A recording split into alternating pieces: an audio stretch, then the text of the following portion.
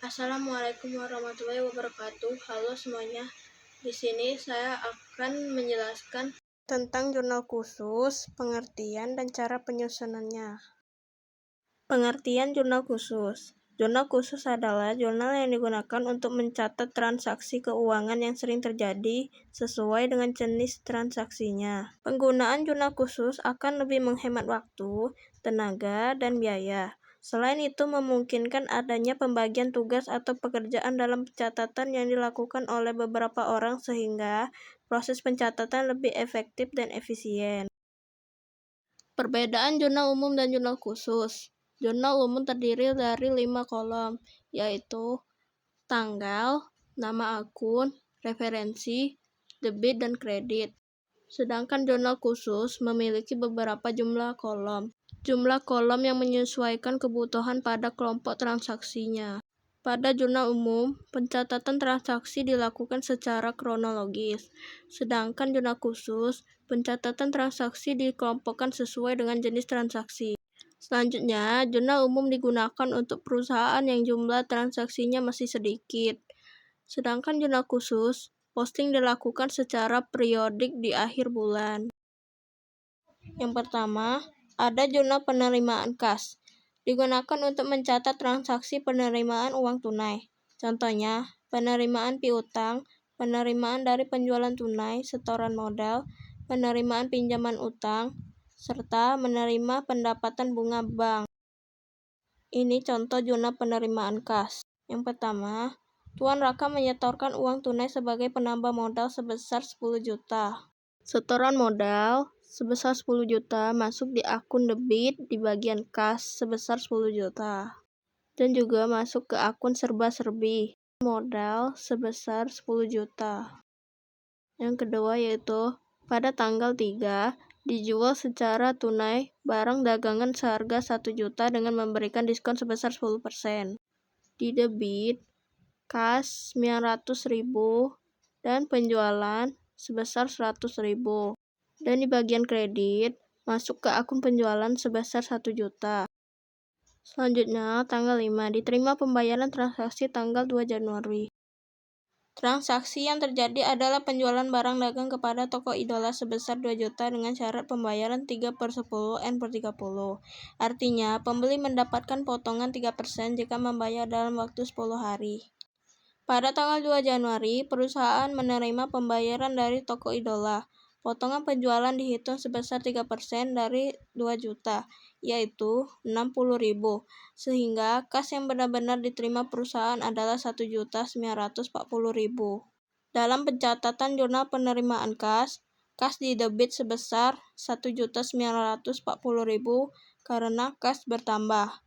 Potongan penjualan didebit sebesar 60.000. Dan piutang dagang dikredit sebesar 2 juta, karena piutang berkurang akibat pelunasan.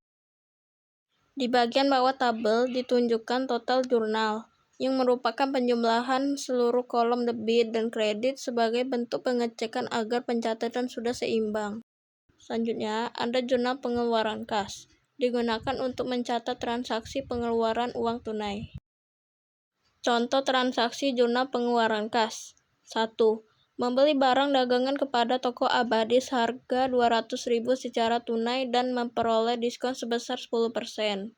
Dalam pencatatannya, pembelian didebit sebesar 200.000 dan kas dikredit sebesar 180.000 serta potongan pembelian sebesar 20.000.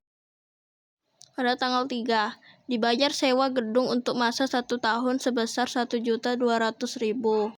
Masuk di serba-serbi, beban sewa didebit sebesar 1.200.000 dan kas dikredit sebesar 1.200.000. Pada tanggal 5, dibayarkan uang sebesar 500.000 untuk pembelian perlengkapan kantor. Dalam pencatatannya, perlengkapan didebit di akun serba-serbi sebesar 500.000 dan kas dikredit sebesar 500.000.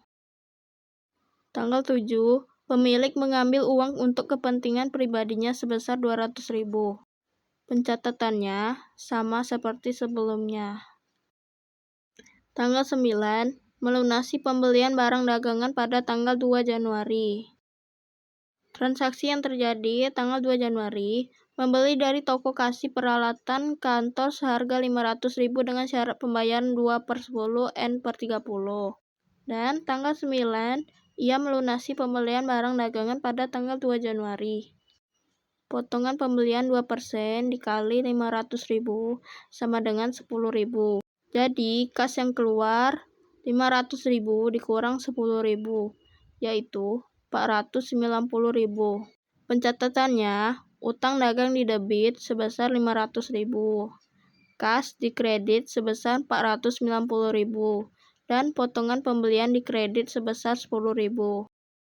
Di bagian bawah tabel ditunjukkan total jurnal yang merupakan penjumlahan seluruh kolom debit dan kredit. Selanjutnya ada jurnal penjualan, digunakan untuk mencatat transaksi penjualan secara kredit. Contohnya, pembelian barang dagang, melunasi utang, membayar beban, dan pengambilan prive berupa uang tunai. Selanjutnya, contoh transaksi jurnal penjualan. 1. Dijual barang dagangan kepada toko idola seharga 2 juta dengan syarat pembayaran 3/10 N/30 dengan nomor faktur 251. Karena transaksi dilakukan secara kredit, maka perusahaan belum menerima kas, sehingga yang dicatat adalah piutang dagang. Dalam jurnal penjualan, piutang dagang dicatat di debit sebesar 2 juta. Penjualan dicatat di kredit sebesar 2 juta. Tanggal 2, dijual barang dagangan kepada UD Lintang seharga 3 juta dengan syarat pembayaran 3/10 N/30 dengan nomor faktur 252. Ini pencatatannya sama seperti sebelumnya. Selanjutnya, tanggal 3, dijual secara kredit barang dagangan seharga 4 juta kepada toko Sahara dengan syarat pembayaran 2/10 N/30 dengan nomor faktur 253. Pencatatannya juga sama seperti sebelumnya. Selanjutnya, ada jurnal pembelian, digunakan untuk mencatat transaksi pembelian secara kredit, baik pembelian barang dagang, perlengkapan, peralatan, dan lain-lain yang dilakukan secara kredit. Contoh jurnal pembelian.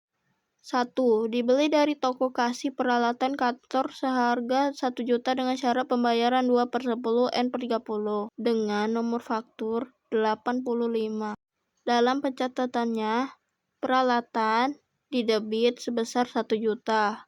Utang dagang dikredit sebesar 1 juta. Selanjutnya, diterima faktur dari CV Andika untuk barang yang dipesan seharga 2 juta dengan syarat pembayaran 2/10 N/30 dengan nomor faktur 652.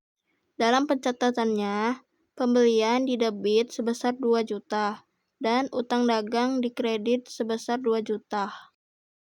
Selanjutnya, dibeli barang dagangan dari toko Rahayu sebesar 3 juta dengan syarat pembayaran 3/10 N/30.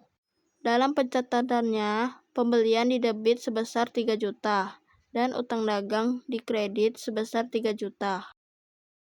Dan yang terakhir, jurnal umum, mencatat transaksi yang tidak bisa dicatat pada keempat jurnal khusus di atas, seperti retur pembelian kredit dan retur penjualan kredit.